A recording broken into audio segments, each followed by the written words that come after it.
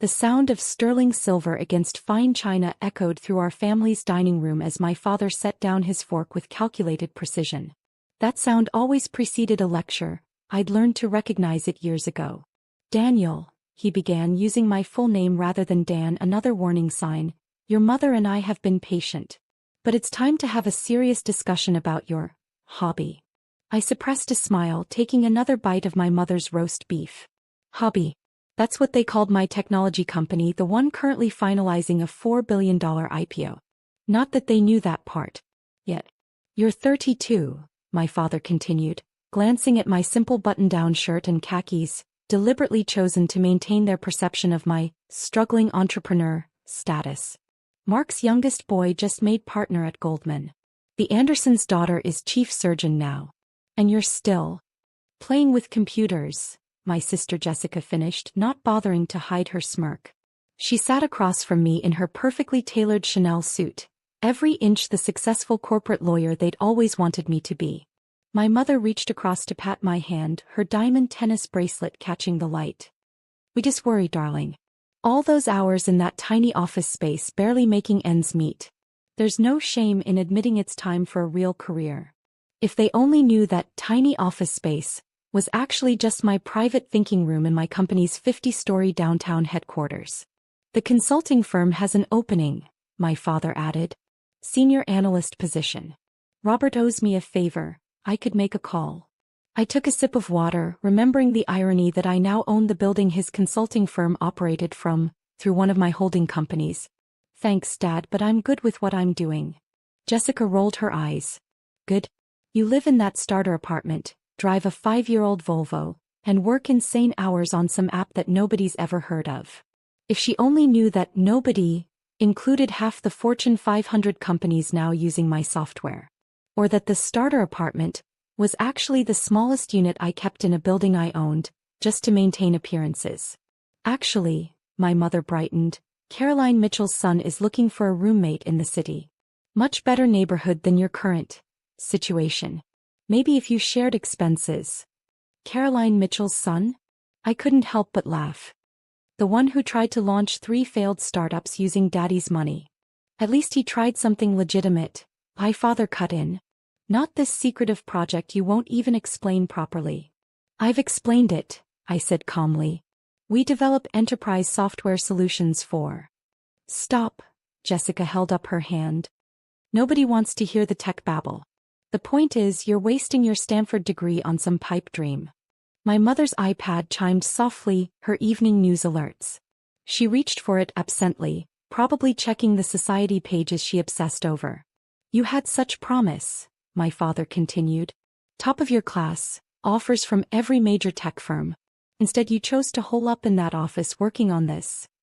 He waved his hand dismissively, "Startup fantasy." My watch showed 7 p.m. exactly. Right on schedule. "Speaking of which," Jessica leaned forward, "how are you affording rent these days? Those savings must be running pretty low. If you need a loan." "Oh my God." My mother's shriek cut through the dining room. Her iPad clattered against her water glass, screen facing up. There, in crisp high definition, was my face. Above it, the Forbes logo. Below, the headline, "Tech's newest billionaire. How Daniel Carter built a $4 billion empire in secret." The silence that followed was absolutely perfect. Jessica's fork slipped from her fingers, clattering against fine china. My father's face went from confident lecture to stunned disbelief in seconds. And my mother, she just kept looking between me and the iPad, mouth opening and closing without sound. What is this?" my father finally managed. I pulled out my phone, checking the notifications already flooding in. That would be Forbes' early release of tomorrow's cover story. They're announcing their 40 under 40 list. Looks like I made the cover.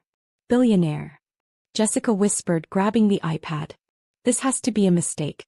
Your little software company, Nova Technologies," I supplied helpfully. "Currently valued at $4.2 billion pre-IPO. Though that number's probably conservative given the latest contracts." My mother's hand flew to her throat. But you live in that tiny apartment." "1 unit in a building I own," I corrected. "Along with about 30 other properties across the city." Amazing what you can acquire when everyone thinks you're struggling. My father stood abruptly, his chair scraping against hardwood. You've been lying to us. No, I said calmly. I've been succeeding. You just never bothered to understand what that looked like. I pulled out my own tablet, bringing up the company overview that would be released to the press tomorrow. Nova Technologies provides enterprise software to 60% of Fortune 500 companies. Our AI division is revolutionizing data processing. That tiny office you mock? It's actually a 100,000 square foot campus downtown. The building with the blue glass tower? Jessica's voice cracked. That's mine, I nodded. Along with the one housing your law firm, actually. Bought it last year through a holding company. Surprise. My mother was still staring at the Forbes article, scrolling frantically. Fourth youngest self-made billionaire. Revolutionary software design. Pioneering artificial intelligence. Daniel, why didn't you tell us? I leaned back, studying their shocked faces. Would you have believed me? Or would you have tried to control it, shape it, turn it into your version of success? My phone buzzed, messages already pouring in from relatives who'd seen the Forbes piece. Distant cousins suddenly remembering our close connection. Aunts and uncles who'd mocked my career choice now eager to reconnect. All this time, my father said slowly, while we lectured you about real jobs. I was building something bigger than you could imagine, I finished. But you were too busy pushing consulting careers and law firms to notice. Jessica was on her phone now, probably Googling me frantically. There's more, she whispered. Business Insider, Wall Street Journal. They're all running stories. Tech's hidden giant. The billionaire next door. Dan, how did we not know? I stood, straightening my deliberately modest clothes. Because you saw what you wanted to see. The struggling younger sibling. The son who wouldn't follow the conventional path. The startup that couldn't possibly succeed. My phone buzzed again, this time a message from my actual office. The IPO paperwork was ready for final review. If you'll excuse me, I gathered my things. I have an early morning tomorrow. Going public tends to involve a lot of meetings. Going public? My father seemed to be having trouble processing each new revelation. NYSE opening bell, I confirmed. You can watch it on CNBC. Though. I smiled slightly, you might want to update your stock portfolio first. Nova Technologies will be trading under NVT.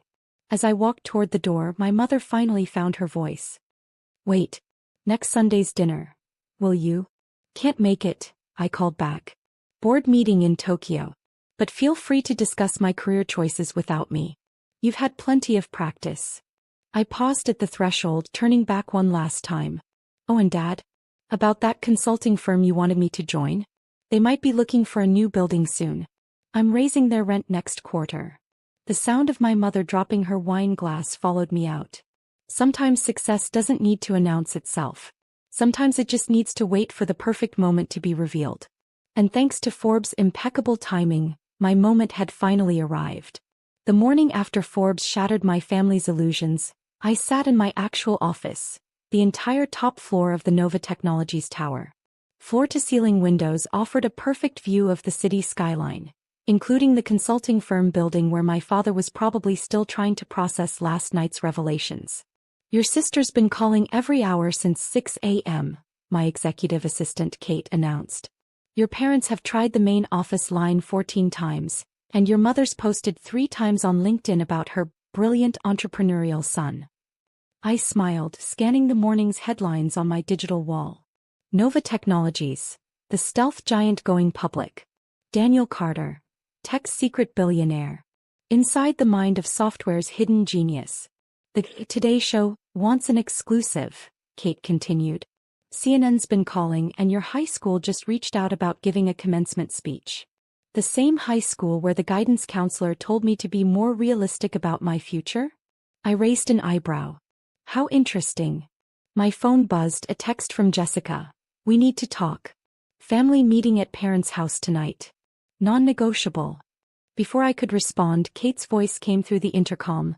Your father's in the lobby. He's demanding to see you. I checked the security feed. There he stood in his finest suit, looking significantly less commanding than he had during last night's lecture. Send him up. And Kate? Pull up the consulting firm's lease agreement. Minutes later, my father entered my office, his confidence faltering as he took in the space. The modern design, the technology, the clear symbols of power he'd never noticed his son accumulating. Quite a view, he managed finally. Better than the tiny office you imagined I worked from? I kept my voice neutral, remembering his countless dismissive comments. Daniel, he stepped forward, we need to discuss what you've done. Built a multi-billion-dollar company? Revolutionized enterprise software? Or successfully hidden it all from a family too busy criticizing me to notice? He sank into one of my visitor chairs, Italian leather worth more than his monthly salary. Why the deception? We're your family. Are we? I turned to face him fully. Because family usually supports each other. Instead, you and Mom spent years pushing me toward paths I never wanted. Jessica mocked every decision I made. You all treated my work like some phase I needed to outgrow. We were worried about you. No, I corrected. You were worried about appearances. About what the country club crowd thought. About maintaining your image of success. I pulled up the consulting firm's lease on my screen. Speaking of success, let's discuss your office building. Rents increasing by 40% next quarter. His face paled. You can't. The firm can't afford that. Should have read the lease terms more carefully, I replied. Or better yet, should have paid attention when your son was building an empire right under your nose. My phone buzzed, another message from Jessica. Dad's gone to talk sense into you. Don't do anything rash. Too late, I murmured, then addressed my father. The IPO bell rings in 2 hours. I have meetings to prepare for. Kate will show you out. Daniel, please. He stood, straightening his shoulders like he used to when laying down the law during my childhood. We're trying to understand. No, you're trying to regain control, I cut in. But that power dynamic ended the moment Forbes hit publish. I'm not the son who needs your career advice anymore. I'm the CEO taking his company public at a $4 billion valuation. Kate appeared at the door. Your executive team is ready for the pre-IPO briefing, Mr. Carter. Thank you, Kate. I turned back to my father. Give Mom my best. Dad? About that analyst position you offered? I just acquired the consulting firm that was hiring. Another subsidiary you never noticed I owned. As security escorted him out, my phone lit up with a message from my mother. Darling, I've invited the Mitchells for dinner tonight. Their son would love to discuss potential collaborations. I laughed, typing back, can't make it. Too busy being successful without the family connections you never thought I needed. Because this was just the beginning. The IPO would cement my public success. The real estate holdings would reshape downtown. And my family? They were about to learn that sometimes the child they tried to control had been controlling everything all along. The New York Stock Exchange's trading floor hummed with anticipation. Reporters jostled for position. Cameras trained on the opening bell platform where I stood in a perfectly tailored Tom Ford suit, no more playing down my success. 5 minutes to bell, Kate murmured beside me. Your family just arrived. I glanced toward the visitors' gallery.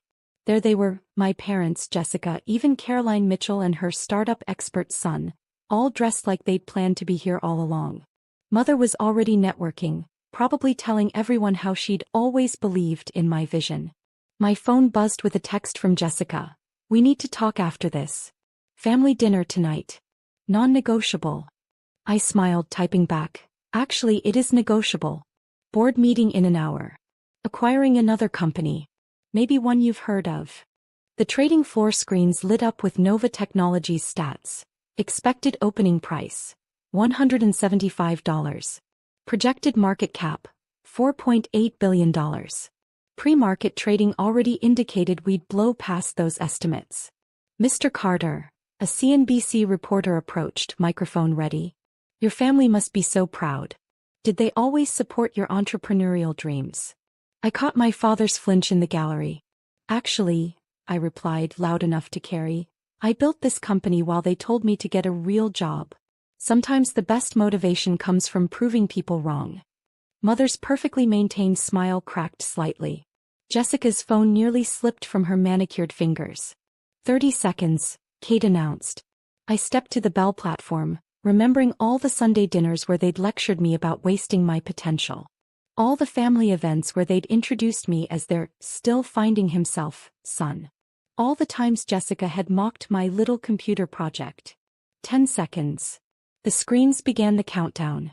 In the gallery, Caroline Mitchell's son, the one my mother had suggested as a roommate to save money, was frantically Googling my company on his phone. The bell rang. Nova Technologies, NVT, opened at $225, jumped to $280 within minutes. The trading floor erupted. Somewhere in the gallery, my mother was probably calculating how to work this into her country club conversations. Mr. Carter. Reporters swarmed. How does it feel to become one of the youngest tech billionaires? Your net worth just crossed $5 billion. Any plans to slow down? Will you be moving from your modest apartment now? I smiled, adjusting my custom Patek Philippe watch, the one I'd worn under cheap shirt sleeves for years. Actually, that apartment was just for show. Like most successful people, I learned the value of letting others underestimate you. Kate appeared at my elbow. Board meeting in 20. And your mother's trying to arrange a family celebration dinner at Le Cirque. Tell her I'm busy, I replied. But she might want to check who owns Le Cirque now. Acquired it last month through a subsidiary. The trading screens showed NVT hitting $300. My phone buzzed constantly, distant relatives, old classmates, former critics all trying to connect. A message from Jessica caught my eye. The law firm's managing partner just called an emergency meeting. Something about building ownership. I smirked, remembering the acquisition papers I'd signed yesterday. Better hurry to that meeting, sis. Your firm's about to learn who their new landlord is. As security cleared a path through the reporters, I caught sight of my father on his phone, probably calling his consulting firm about their lease. He'd soon discover they had new ownership too. Your parents are trying to reach the executive suite, Kate reported. Of course they are. I straightened my tie. Time to show them what their struggling son actually built. The Nova Technologies executive floor occupied the top 3 levels of our headquarters. Floor-to-ceiling windows, state-of-the-art everything, and a view that dominated the city. My family stood in the reception area trying to look like they belonged. Beautiful office. Mother attempted her society smile. Though perhaps a bit excessive? Like your attempts to control my life? I replied pleasantly. Or Jessica's weekly mockery of my career choices? Now Daniel, father stepped forward, we should discuss this as a family. Family. I laughed softly. We're only family now because Forbes made me a billionaire. Funny how that works. I walked to my window wall, looking down at the city I'd quietly reshaped while they thought I was failing. The consulting firm you wanted me to join? I own it now. Jessica's law firm building? Even that startup incubator space Caroline's son keeps failing in, I acquired it last week. But why? Mother whispered. Because you taught me an important lesson. I turned back to face them. Success isn't about following others' paths. It's about building your own, even if you have to do it in secret while your family undermines you. Jessica stepped forward, her legal training kicking in. The firm's lease is being terminated, I finished. Consider it severance for all those times you called my company a hobby. You can't just. Father started. Actually, I can. And I am. I pressed a button, and my digital wall displayed Nova Technologies' full portfolio. While you were pitying my struggling startup, I was building this. Every property, every acquisition, every success you were too busy judging me to notice. The stock ticker caught everyone's eye, NVT passing $350. Now, I checked my watch. I have a board meeting. We're discussing which companies to acquire next. Kate will show you out. Wait, Mother reached for my arm. The Mitchells are hosting a celebration dinner tonight. Everyone will be there. Everyone who mocked me? I raised an eyebrow. Everyone who dismissed my dreams. No thanks. I have a private jet waiting. Tokyo office needs attention. Private jet? Jessica whispered. 1 of 4, I confirmed. Though you probably missed that detail while telling everyone about your struggling brother who needed a roommate. As security arrived to escort them out, Father turned back. Son, please. We can fix this. No need, I smiled. I already fixed it. Built a billion-dollar company, reshaped the city's skyline, and proved every doubt wrong. But hey, at least now you have something impressive to share at country club dinners. After they left, Kate brought in the afternoon reports. Stocks stabilized at $365. You're trending on Twitter. And your mother's already updated her Instagram bio to mention her tech pioneer son. I laughed, remembering all the times she'd avoided mentioning my career at social events. Let her. Success is the best revenge, especially when it comes with a corner office they never thought you'd have. My phone buzzed one last time, a message from Jessica. Family dinner next Sunday. Please. We need to make this right. I typed back, can't make it. Too busy running the empire you said I'd never built. But feel free to discuss my success without me, you've had plenty of practice discussing my failures. Looking out over my city, watching the sun set behind buildings I owned, I smiled. Sometimes the best revenge isn't proving people wrong. It's succeeding so spectacularly that they have to live with knowing how wrong they were. And I was just getting started.